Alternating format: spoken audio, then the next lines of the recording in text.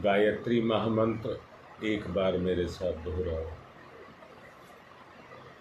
ओम भूर्भुवः स्वः तत्सवितुर्वरेण्यं भर्गो देवस्य धीमहि धियो यो नः प्रचोदयात्।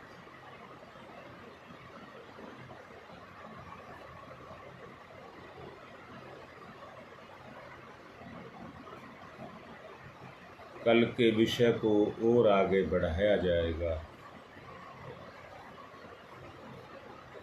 जो कल गंगा विहार आपको समझाया गया था उसी को आगे बढ़ाया जाएगा।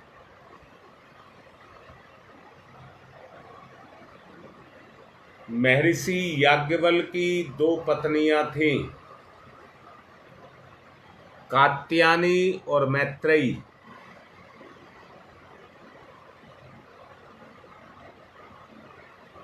याज्ञवल्क्य जी को वैराग्य हुआ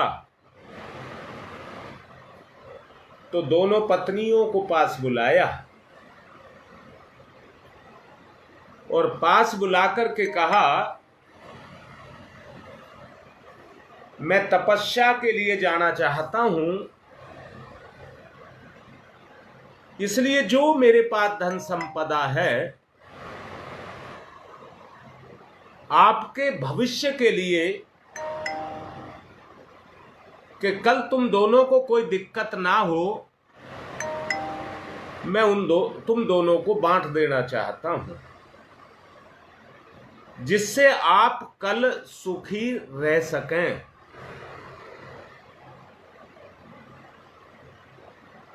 मैत्रेयी ने कहा,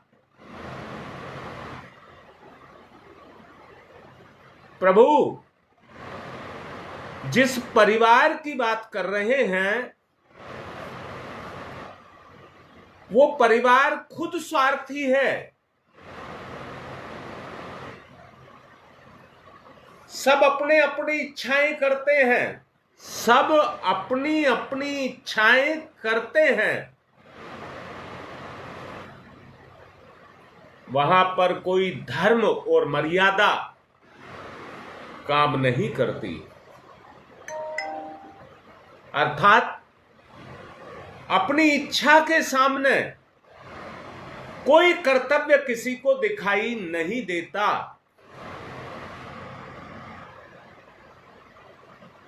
तो मैत्रेयी कहती है,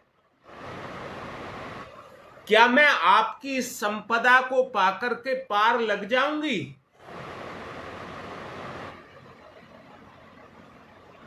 उन्होंने कहा, नहीं। तो मुझे तो आपकी वो संपदा चाहिए जिससे मैं पार लग जाऊं। उन्होंने मैत्रेयी से फिर पूछा कि तुम अपना निर्वाह कैसे करोगी? मैं तो जंगल में चला जाऊंगा तपस्या के लिए, मेरे बाद तुम क्या करोगी?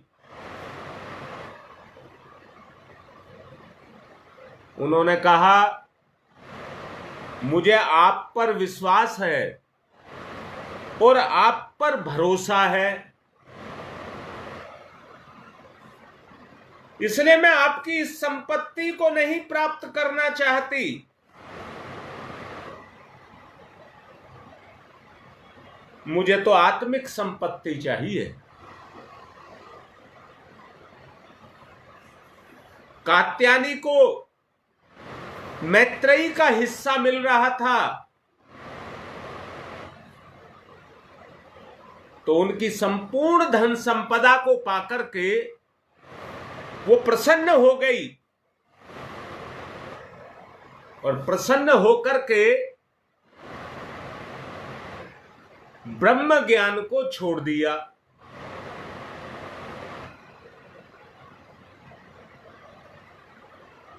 तब महर्षि याज्ञवल्क्य कहते हैं, देवी, तूने वो संपत्ति तो छोड़ दी,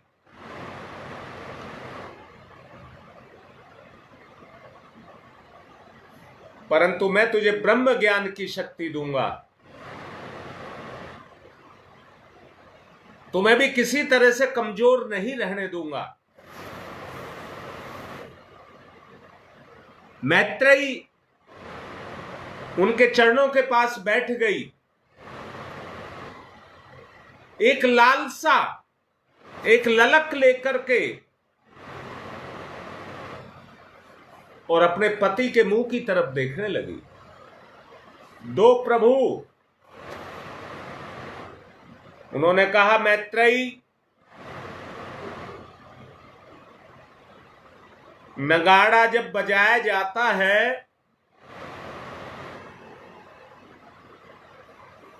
तो नगाड़े से आवाज निकलती है।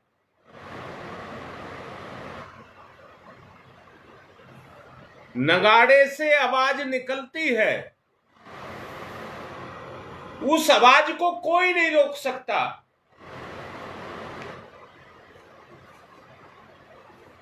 उस आवाज को कोई नहीं रोक सकता।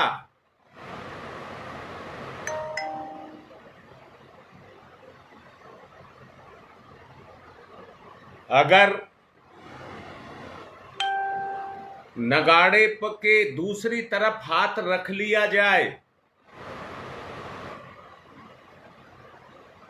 तो उसकी आवाज में अंतर आ जाता, उसमें गुमक नहीं रहती। परंतु यदि बजाने वाले के हाथ को ही पकड़ लिया जाए तो नगाड़े में से वो आवाज निकलनी ही बंद हो जाएगी, क्योंकि उस पर चोट नहीं पड़ेगी।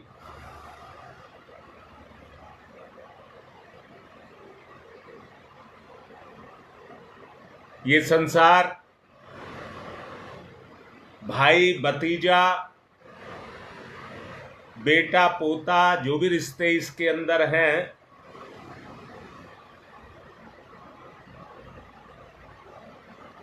वो परस्पर प्रेम का रिश्ता है।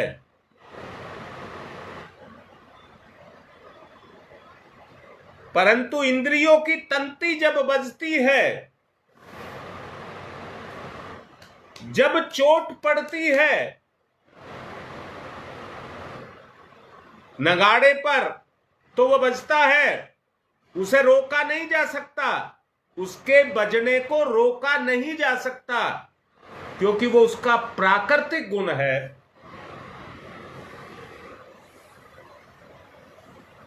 जितने भी परिवारी जन हैं, वो सब एक दूसरे से अपनी इच्छाओं की पूर्ति करते हैं।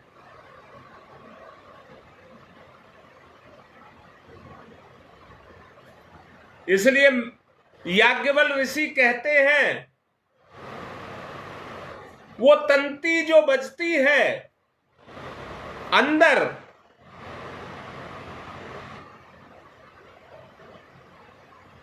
जो कर्मेंद्री के द्वारा ज्ञान को पैदा करती है, मन को चंचल बनाती है,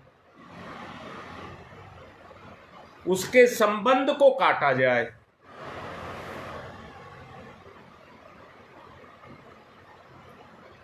उसके संबंध को रोका जाए।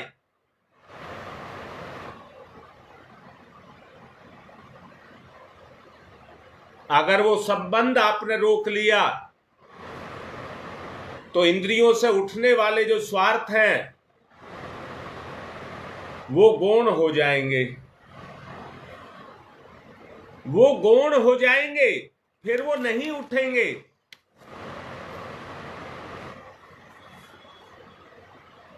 इसलिए ज्ञानेंद्रियों को बस में करना होगा।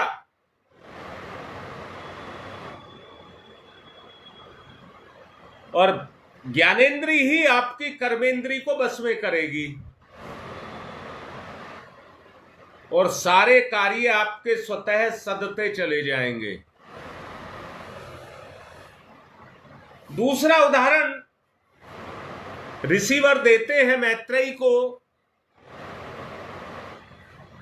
शंख में फूंका जाता है अपनी हवा को, तो वो आवाज करता है। शंख हमें आंखों से दिखाई देता है, पर उसके अंदर फूंकी जाने वाली हवा उसमें कैसे काम करती है उसका पता नहीं लगता। वो नेत्रों से नहीं दिखती। अगर शंख की आवाज को तुम रोकना चाहते हो तो उसके अंदर हवा को फूंकना तुम्हारे हाथ में है।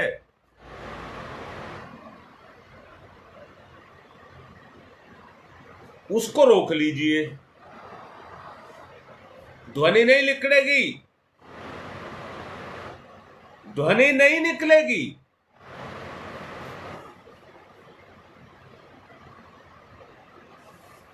विषय भोगों को अगर आपको रोकना है, विषय भोगों को अगर आपको रोकना है तो मन पर लगाम लगानी पड़ेगी। जो आकर्षण है, इंद्रिय आकर्षण है, जो विषय भोगों को पाने के लिए आपको प्रेरित करते हैं और आपकी प्रवृत्ति बन चुके हैं, उनको पकड़ना और उनको मिटाना होगा। उनको पकड़ना और उनको मिटाना होगा। इंद्रिय जन्य विषयों को देख करके मन भी आकर्षित हो जाता है। उस पर लगाम लगानी पड़ेगी। जिस तरह से घोड़े पर लगाम लगा दी जाती है तो उसका नियंत्रण, घोड़े का नियंत्रण सवार के हाथ में हो जाता है। इसलिए मन को विषय भोगों से हटाने के लिए इंद्रिय जन्य विषयों को लगाम लगानी होगी। रजोगुण तमोगुण, रजोगुण तमोगुण, उन दोनों को रोकना होगा।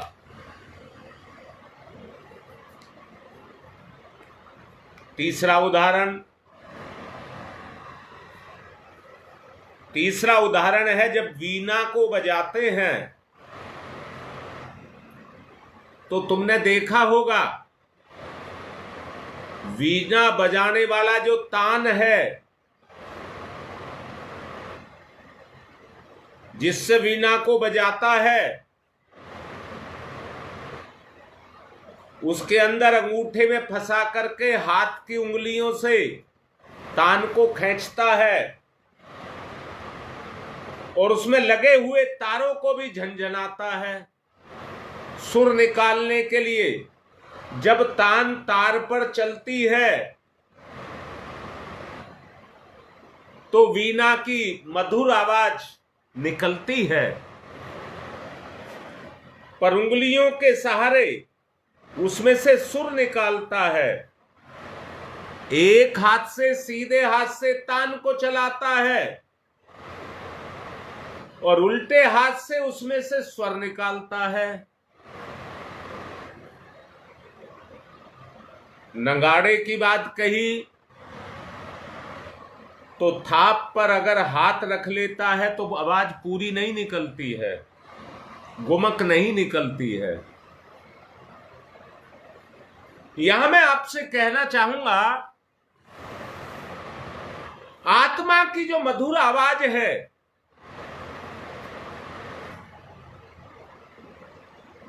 तो उसके लिए मैंने वीणा का उदाहरण दिया है। आत्मा की आवाज को ग्रहण करने के लिए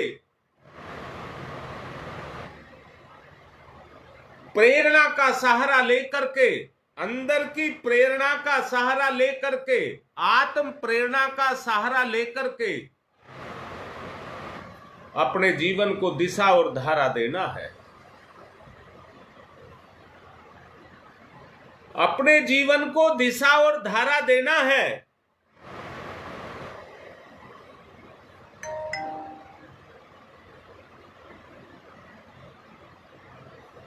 अंत में मैं एक बात कहना चाहूंगा, जिस तरह से पानी के अंदर नमक घुल जाता है, रंग में अंतर नहीं आता, उसके रंग में, पानी के रंग में कोई अंतर नहीं आता, परंतु स्वाद बदल जाता है। पानी का स्वाद बदल जाता है। जो अदृश्य रूप से छुपा है, आत्मा ही सबके अंदर व्याप्त है।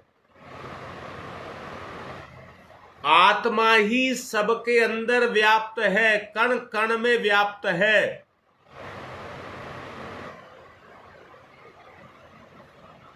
जब भेद होता है तो भय होता है, भेद होता है तो भय होता है, भय होता है तो परायापन होता है। आत्मा का रस हमको मिले, आत्मा का रस हमको मिले और उस रस में हम सबको समाया हुआ देखें, उसी रस के अंदर हम सब समाये हैं, आत्म रस में हम सब डूबे हैं।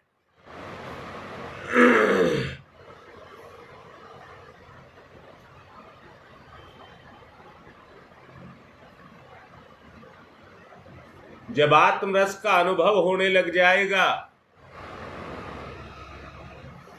तो परिवार का बंधन हट जाएगा,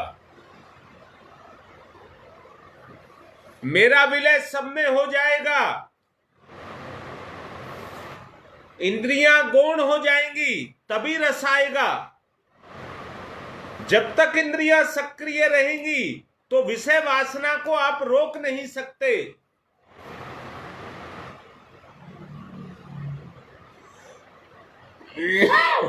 एक बात साफ बोल रहा हूं,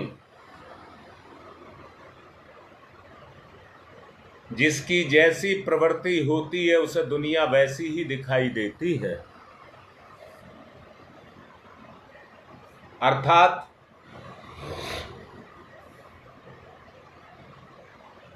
कामी व्यक्ति सारी दुनिया में अपनी कामनाओं की पूर्ति करता फिरता है,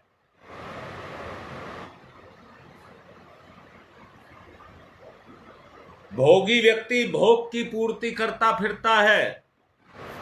बेटा पीछे की बात समझना, बाहर से तो सब साधु का वेश बनाते हैं, पर पीछे कुछ और छुपा हुआ होता है। सत्य वो नहीं है जो सामने दिखाई दे रहा है, सत्य वो है जो पीछे छुपा हुआ है।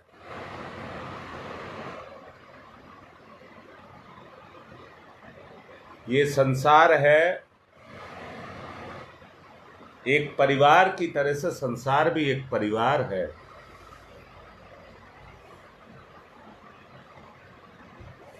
आदमी एक है, मनुष्य एक है, परंतु उसके रूप अनेक हैं। बहुत अच्छे से समझ लेना, जब मनुष्य एक है, अरे देश का अंतर हो सकता है, जगह का अंतर हो सकता है, रीति रिवाज और प्रचलन का, मानसिकता का अंतर हो सकता है,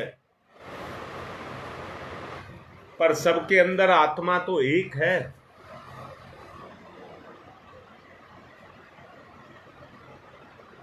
84 लाख योनियों में आत्मा का ही निवास है। जब हम सबके अंदर आत्मा को देखेंगे तो हमारा आत्म भाव जगेगा।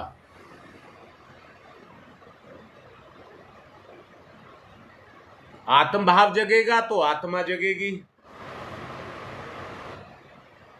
आत्मा जगेगी तो जितना विषय विकार है, संसार में जितने भी विषय और विकार हैं, उन सबको अपने में समेट करके अपने सतोगुण से उसको वैसा ही आकार दे देगी। सृष्टा ने इस दुनिया को चला रखा है और सृष्टा ही इसके अंदर छुपा हुआ है।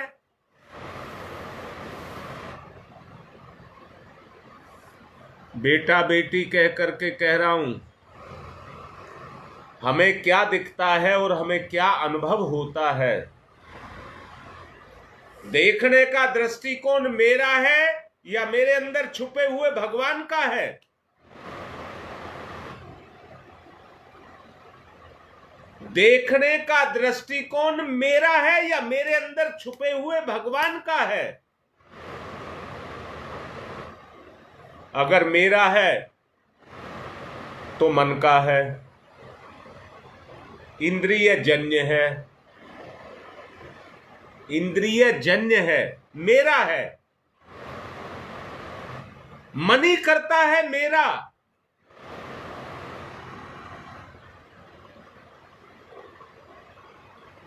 आत्मा सबके अंदर है। जब आत्मीय गुण जगता है, जिस तरह से घुले हुए नमक की बात मैंने कही है, वो स्थिति जीव के अंदर पैदा हो जाती है। कौन सी स्थिति पैदा हो जाती है? आत्मा कहती है सब मेरे, सब में मैं हूं, सब मेरे। दूरी मिट जाती है बेटा, दूरी मिट जाती है। जहां अपनापन जगता है वहां फिर कोई दूरी नहीं रहती है, फिर सब में आत्मा दिखाई देती है।